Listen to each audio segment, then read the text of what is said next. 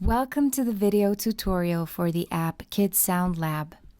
I will show you how easy and fun it is to use the app for Kids Sound Lab. Let's look at the main menu. Sounds in English are divided into consonant sounds and vowels. First, we see all the consonants in the main menu. The majority of letters in the alphabet are consonants. They are made when you block or obstruct the air coming from your lungs by various tongue, lip, and jaw positions. This happens when we make voice and speak. Most consonant letters have only one sound and rarely sound like their name.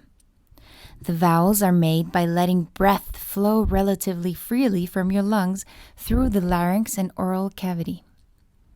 Various shapes and opening of your mouth, along with different tongue resting position, play a big part in shaping the vowel sounds. In this app, we learn about the A, E, I, O, and U vowel sounds. The Y sound is sometimes considered a sixth vowel because it can sound like other vowels, but in our app, the Y has a special sound program as it is one of the consonants. Unlike consonants, each of the vowel letters has more than one sound. But why are the consonant sounds not in alphabetical order? The answer is very logical. Children do not learn the sounds of English in alphabetical order. The order of the sounds in the application is based on the order that children typically acquire sounds naturally.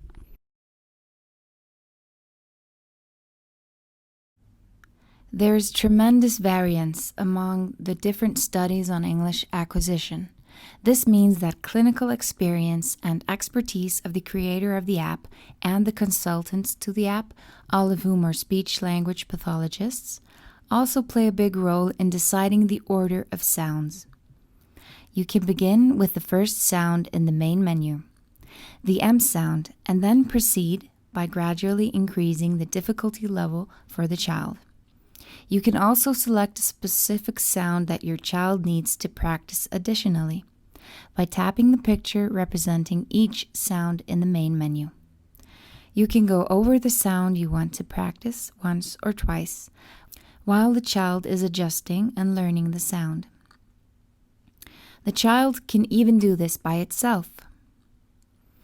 You can also follow up on the progress of your child's or student's articulation and vocabulary by scoring their performance.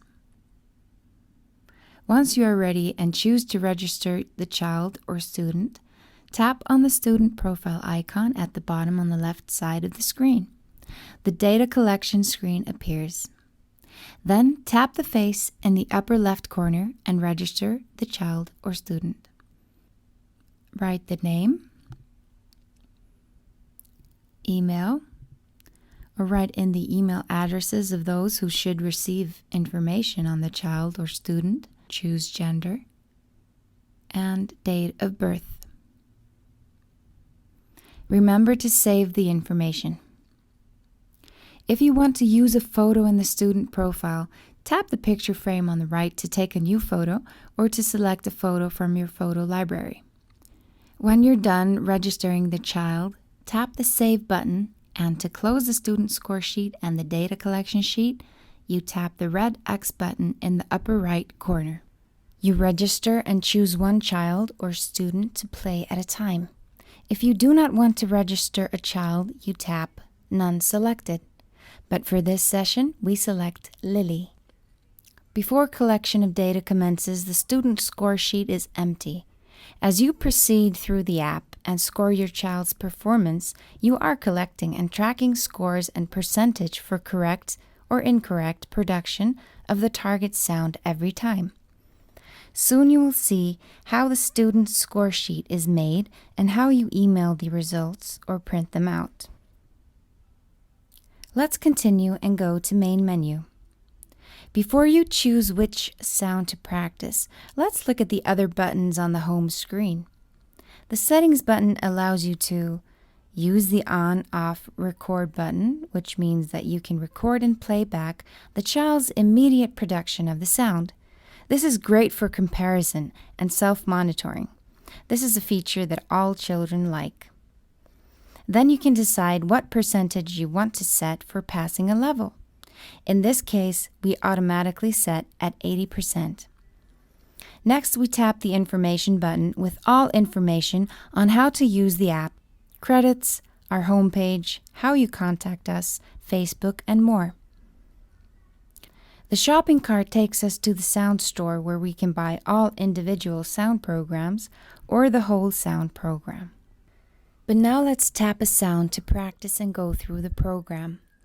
Tap the D sound. The concept that represents the D sound appears immediately. Dit, dit, dit, dit, dit.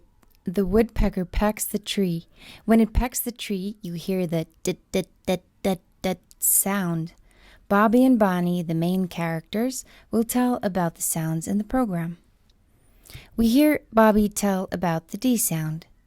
Remember that you are teaching the child to pronounce or say the sound the D letter makes, but it is important to teach the child that the D letter is called D, but it says d d d like the sound of the woodpecker.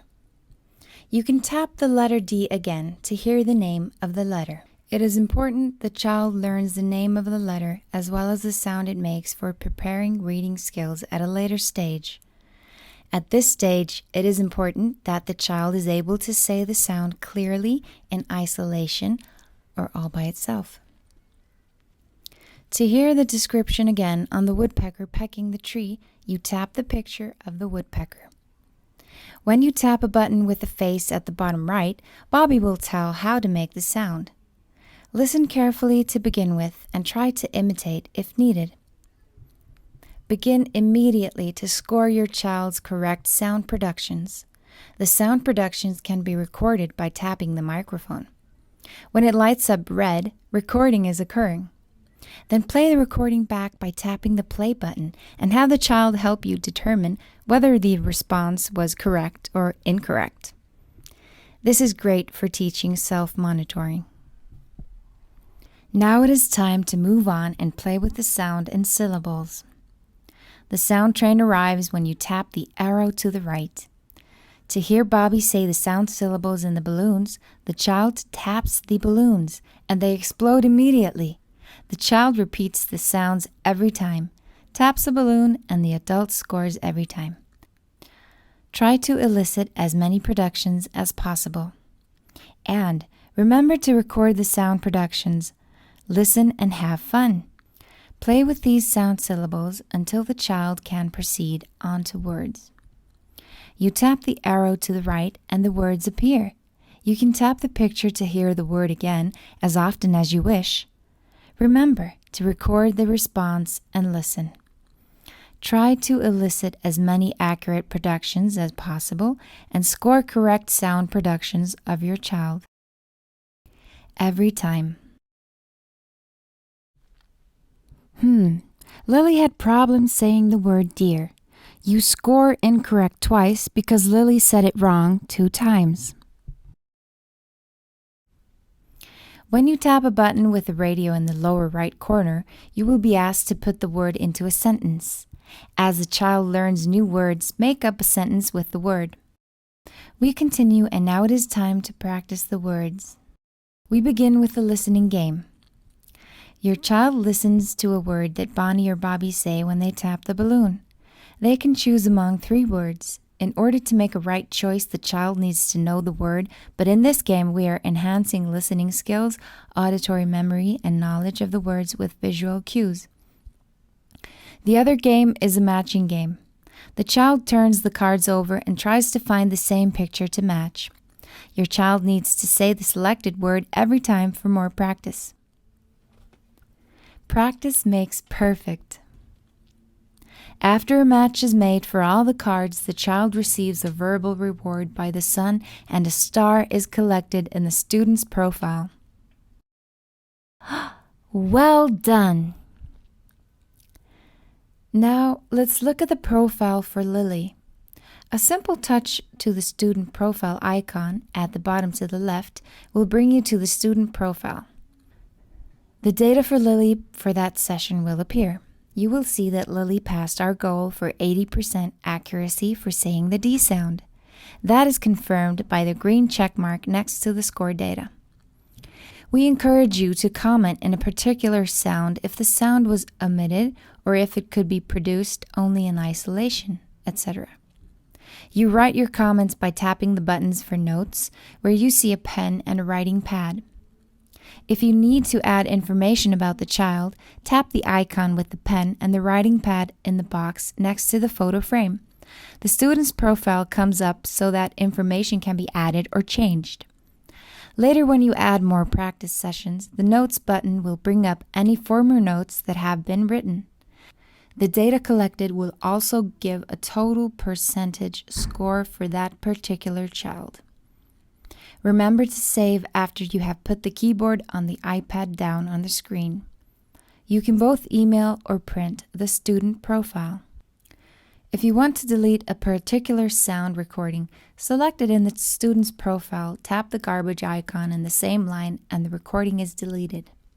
If you want to delete the child's whole record with all the scores, select the card or record and tap the large garbage icon next to the photo frame. Remember, the red X button closes all scenes and takes you to the main menu. Be sure to visit our homepage, kidssoundlab.com, and good luck! Kids Sound